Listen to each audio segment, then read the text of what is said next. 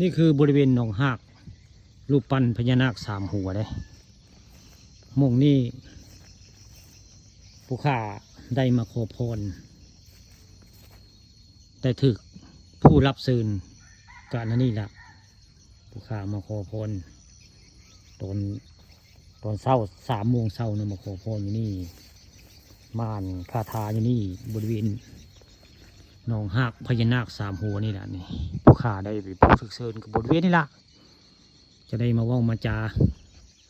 ให้เพื่อนๆและกับผู้ติดตามและผู้จักว่าผู้ข้าปานคำผสมได้มาถึกผ่านมาขอพรอยู่นี่ได้มีป้ายเด็กเจ้าเขียนไว้นี่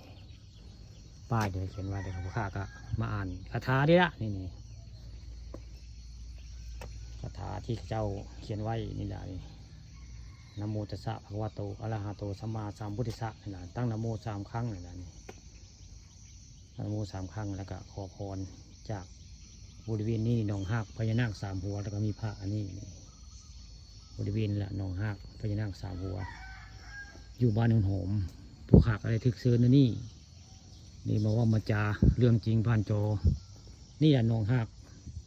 พญานาคสามหัวรูปปั้นแล้วก็มีท้าวเวสสุวรรณได้นี่ยืนเจริญประวัติผู้ขาได้ไปถ่ายนางน้อยมาขอข้อนี่แหละผู้ขาผ่านผู้ทึกเซินกันนี่แหละนี่บริเวณท้าวเวสสุวรรณนี่แหละแล้วก็มีปู่ย่าตายายไปนี่ศาลปู่ย่าตายายนี่ศาลปู่ย่าตายายตรงนี้ได้นี่ละผู้ขามาขอพ่อได้เลยล่ะคนสำเร็จกันนี่แหละนี่แจ้งมาผู้ขาเลย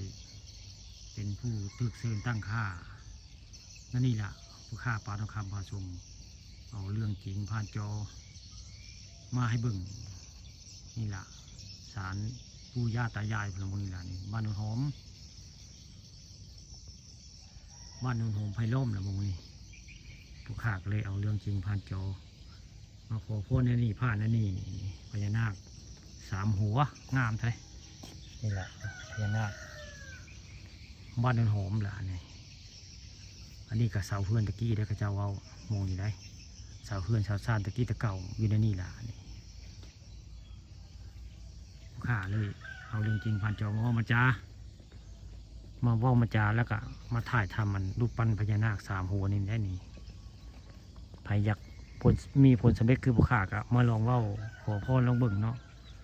บริเวณดงหากพญานาคสามหัวนี่ผู้ข้ามาผ่านนะนี่เลยมาว่ามาจาเนาะนี่ละหนองหากพญานาคสามหัวอะไรข้าป่าทองคำพระอาชมผู้ถึกเซินกะได้หนองหากพญานาคสามหัวนี่ละมาขอพรผ่านในนี้